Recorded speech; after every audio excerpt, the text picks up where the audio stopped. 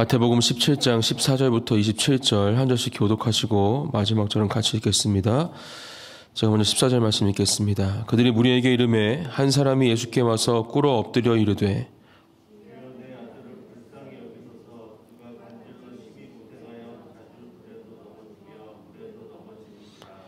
내가 주의 제자들에게 데리고 왔으나 능히 고치지 못하더이다.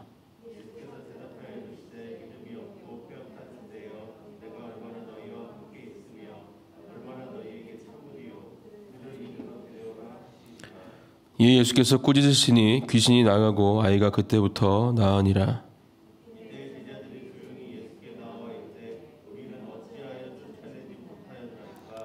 이르시되 너희 믿음이 작은 까닭이니라. 진실로 너희에게 이르노니 만일 너희에게 믿음이 겨자씨 하나만큼만 있어도 이 산을 명하여 여기서 저기로 옮겨지라 하면 옮겨질 것이요 또 너희가 못할 것이 없으리라.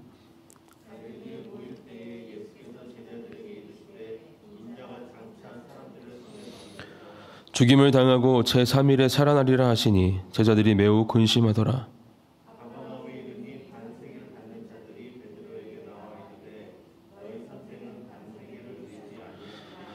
이르되 내신다 하고 집에 들어가니 예수께서 먼저 이르시되 시몬아 내 생각은 어떠하냐? 세상 임금들이 누구에게 관세와 국세를 받느냐? 자기 아들에게냐 타인에게냐?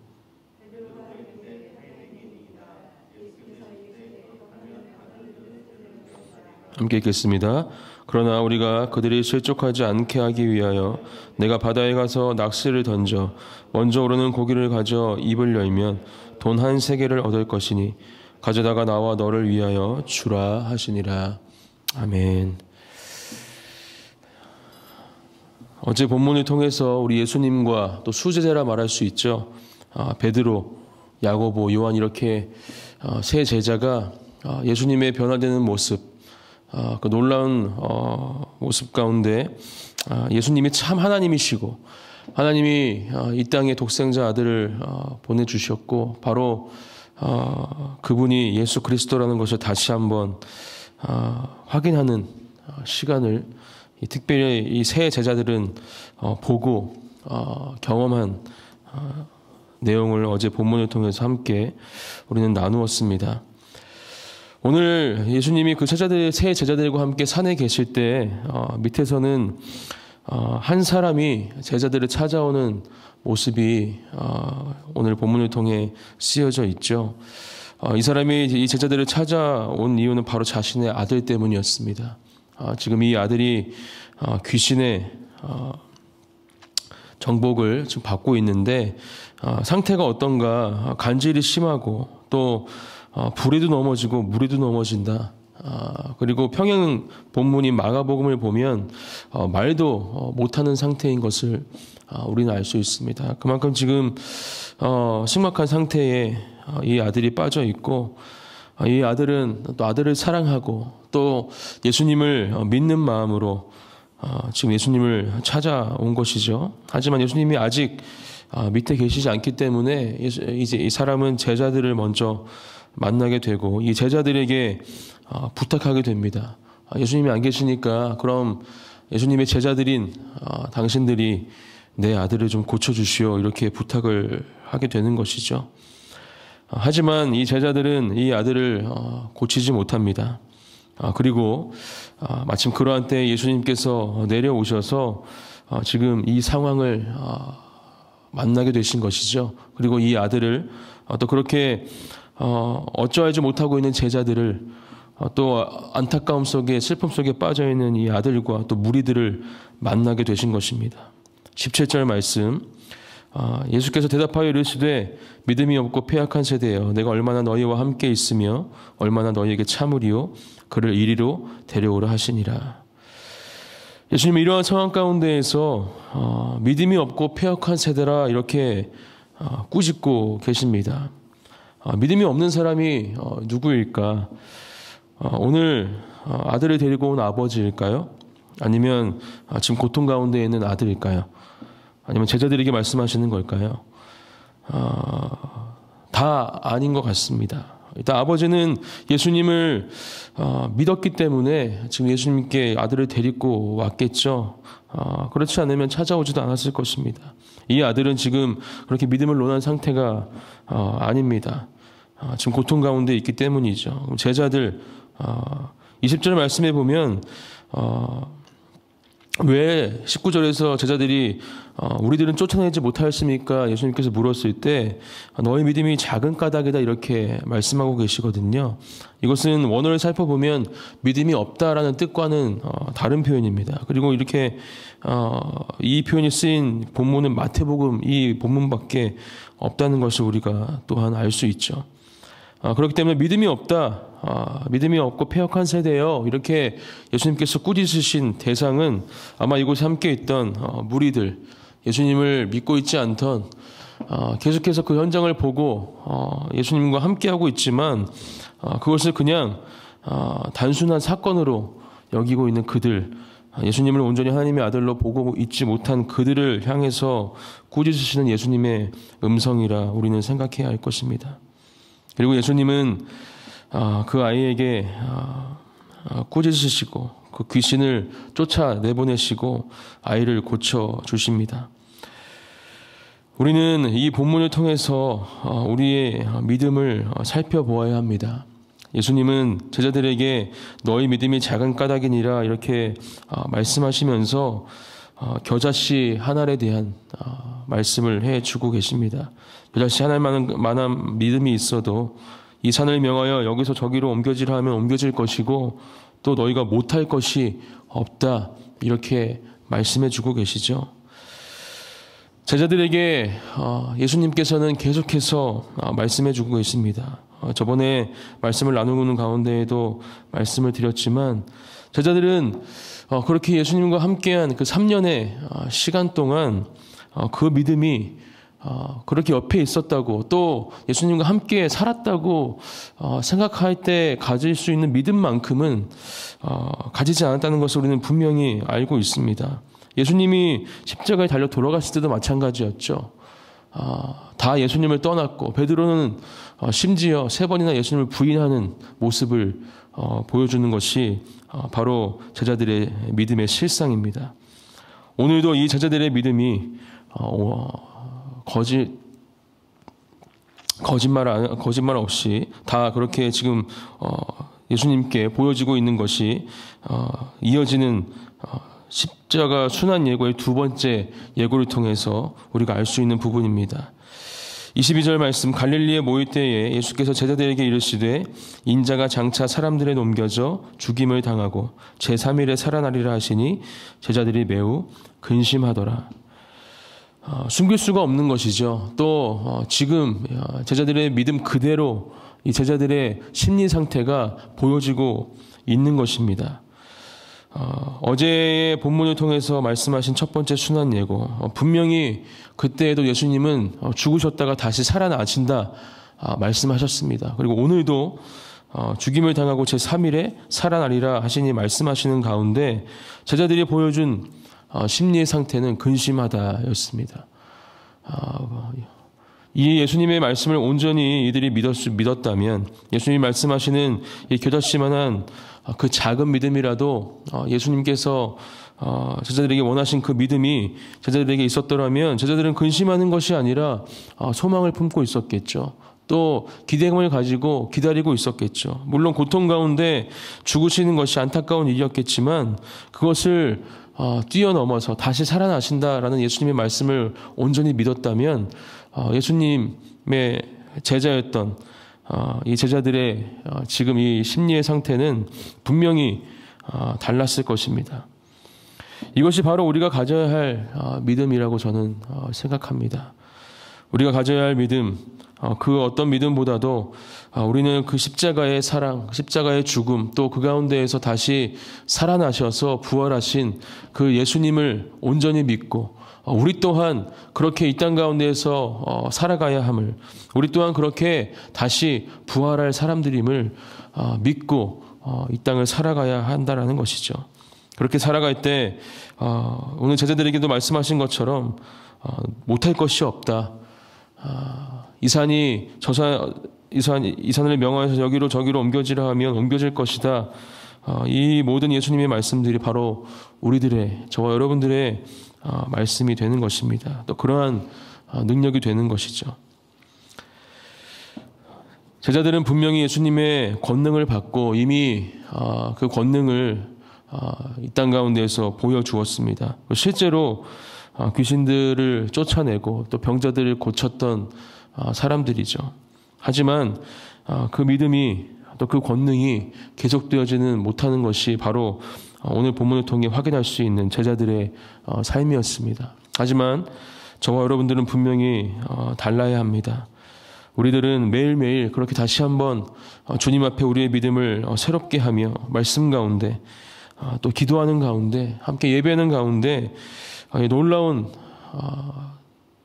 하나님의 권능을 우리의 삶 가운데 나타내며 그렇게 경건의 모양보다는 경건의 능력을 드러내는 삶을 살아가야 할 줄 믿습니다. 그런 삶을 살아가는 건해진리교회 성도분들과 우리 예배자들이 되기를 주님의 이름으로 축복합니다. 예수님은 제자들과 함께 가버나움에 가십니다. 24절 말씀부터이죠. 그리고 반세계를 받는 자들이 베드로에게 찾아와서 너희 선생은 반세계를 내지 아니하느냐 이렇게 묻습니다. 내고 있느냐 이렇게 묻고 있는 것이죠. 여기서 이 반세기를 하는 것은 성전세를 이야기합니다. 유대인이라면 어디에 있든지 또 20세 이상이라면 20세 이상 남자라면 이 성전세를 이 반세길이라는 돈을 항상 냈어야 했고 그것들은 지금 이 시대의 성전의 모습이 어떠한가를 반증해주는 그런 모습이기도 했습니다. 이제 예수님께서 예루살렘으로 들어가실 때 성전 정화 작업부터 먼저 하시잖아요. 그만큼 성전이 더러워져 있고 돈이 거래가 되고 장사가 이루어지고 하나님을 예배하는 장소가 지금 전혀 다른 모습으로 이 시대에 자리 잡고 있었기 때문에 예수님은 그런 성전 정화 작업을 하신 것입니다. 그리고 예수님은 이러한 베드로에게 찾아온 사람의 질문에 대해서 베드로에게 오히려 물으십니다. 내 생각은 어떠하냐? 그리고 말씀하시죠. 25절 말씀. 세상 임금들이 누구에게 관세와 국세를 받느냐? 자기 아들에게냐? 타인에게냐? 베드로가 대답합니다. 이르되 타인에게니이다. 예수님은 어릴 때 부모님들과 함께 성전에 예배드리러 간 사건이 있습니다. 그리고 그곳에서 미아가 될 뻔한 일이 있었죠.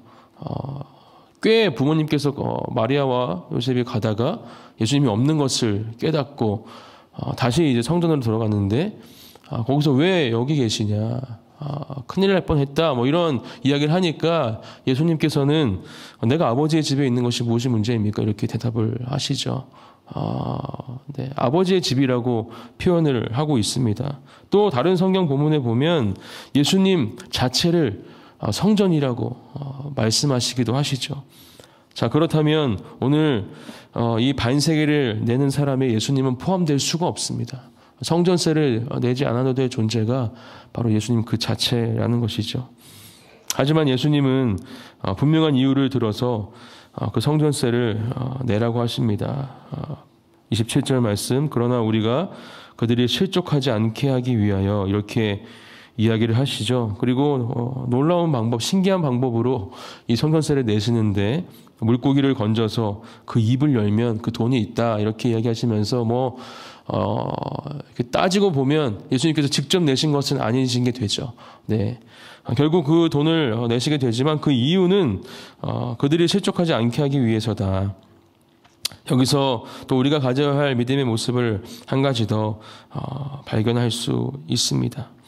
하나님의 때 그 마지막 그때까지 우리들의 믿음 분명히 지켜내야 하고 또 개인의 믿음을 온전히 자라게 하고 또 믿음의 반석 위에 세워야 하는 것이 우리의 삶이어야 하겠지만 그와 더불어서 우리의 믿음을 통하여서 다른 사람들의 마음까지 살펴야 한다는 것이죠. 실족하지 않게 해야 한다는 것입니다. 그것이 우리가 가져야 할 믿음의 모습이고 그렇게 그러한 모습으로 살아가면서 주님의 때를 기다릴 때 그때가 오면 주님께서 일하실 것을 믿는 것이 또한 우리가 가져야 할 믿음이라는 것입니다. 이러한 믿음을 가지고 오늘 하루를 살아가는 우리 저와 여러분이 되시기를 축복합니다. 이 땅 가운데 너무나도 많은 사람들이 아직도 주님을 모르고 있습니다. 그렇다면 우리가 그들에게 가서 복음을 전하고 주님의 사랑을 전해야 할 텐데 우리의 모습이 먼저 온전한지, 또 그렇게 우리가 그들을 위해서 또 그들의 마음을 위해서 배려하고 또 사랑하는 마음이 우리 마음속에 채워져 있는지 우리는 분명히 살피고 또 그렇게 이 땅 가운데에서 살아가야 한다라는 것이죠. 사랑하는 성도 여러분, 어제까지 진행된 에스더 금식 기도회를 통해서 우리 각자가 주님께 구하는 기도의 제목들을 분명히 주님께 드리신 줄 믿습니다. 그것들이 주님께 올려지고 또 응답받기 위해서는 오늘 예수님께서 말씀하시는 그러한 믿음이 우리에게 분명히 필요합니다. 그런 믿음이 있을 때 그 모든 기도의 제목들이 주님께서 기뻐하시는 그때에 가장 좋은 것으로 응답되어질 줄 믿습니다. 그런 믿음을 가지고 계속해서 우리에게 주어지는 삶을 주님 안에서 그런 믿음의 반석 위에서 살아가시는 우리 한 분 한 분이 되시기를 다시 한번 주님의 이름으로 축복합니다. 우리 함께 기도하시겠습니다. 이 시간 함께 기도하실 때 하나님 저에게 그러한 믿음을 허락하여 주시옵소서. 그러한 믿음이 나의 믿음이 되게 하여 주시옵소서. 제가 주님을 믿고 있다고 하지만 오늘 주님이 제자들에게 말씀하신 것처럼 그 믿음이 작지는 않은지 점검해 봅니다. 하나님께서 이 땅에 예수 그리스도를 보내시고 우리를 구원하신 십자가의 그 사랑, 또 그 죽으시고 부활하신 그 참된 소망을 우리가 온전히 우리 마음속에 새기고 또 하나님 그것을 전하게 하시고 또 그 가운데에서 하나님 나뿐만이 아니라 우리 하나님의 잃어버린 양들을 향한 그 마음 또한 지킬 수 있는 그러한 믿음을 나에게 허락하여 주시옵소서. 그러한 믿음을 가지게 해달라고 또 그런 믿음을 갖고 살게 해달라고 우리 함께 같이 기도하며 나가겠습니다. 기도하겠습니다. 아버지 하나님 감사합니다. 주님의 사랑으로 우리에게 주시는 그 은혜 가운데 하나님 우리가 이 땅을 살아갈 수 있는 줄 믿습니다. 또한 하나님 오늘 말씀을 통하여서 우리에게 원하시는 믿음이 무엇인지 우리 다시 한번 생각해 봅니다. 하나님께서 원하시는 그러한 믿음의 모습이 아버지 하나님 주여 온전히 주님을 믿는 그 십자가의 죽으심과 하나님 그 부활하심을 믿는 믿음임을 아버지 주옵니다. 그러한 믿음이 우리 안에 아버지 주여 새겨지게 하여 주시옵시고 그러한 믿음을 가지고 살아가는 주님의 은혜를 우리 삶 가운데 허락하여 주시옵소서. 오 주님 아버지 하나님 한 분만을 사랑하며 하나님 한 분만을 우리가 믿으며 나아가며 우리가 올려드린 모든 기도의 제목들 하나님 그것 가운데 주님께서 일하시고 함께 하시기를 기도하며 또한 그것을 믿는 마음이 아버지 주 우리 마음속에 충만히 채워질 수 있도록 아버지 하나님 함께 하시고 붙잡아 주시옵소서. 사랑의 하나님 감사합니다. 우리에게 새 호흡을 허락하여 주셔서 오늘도 말씀 가운데 이 하루를 시작하게 하시니 감사합니다. 하나님 오늘 하루의 삶도 주님께 의탁드립니다. 또 주님과 동행하는 삶을 살아가기를 기도합니다. 오늘 말씀을 마음속에 새기며 하나님 우리에게 그런 겨자씨 않을 만한 믿음, 그 작은 믿음이라도 있다면 하나님 능치 못할 일이 없음을 믿음으로 고백하고 그렇게 그러한 믿음을 가질 수 있도록 다시 한번 우리가 주님께 집중하고 주님을 따라가는 삶을 살아가게 하시며 그러한 믿음의 삶을 통하여서 하나님 놀라운 하나님의 은혜를 경험하는 삶을 살아갈 수 있도록 아버지께서 함께하여 주시옵소서. 오늘도 주님께서 어떠한 상황 가운데에도 지켜주시고 보호하시며 또 만나는 모든 사람들에게 하나님의 귀한 향기를 흘려보내는 우리 그 안에 진리교회 성도님들과 예배자들이 될 수 있도록 하나님께서 함께 하실 것을 믿습니다. 그렇게 주님 우리의 삶을 인도하여 주시옵소서. 감사드립니다. 예수님의 이름으로 기도드립니다. 아멘.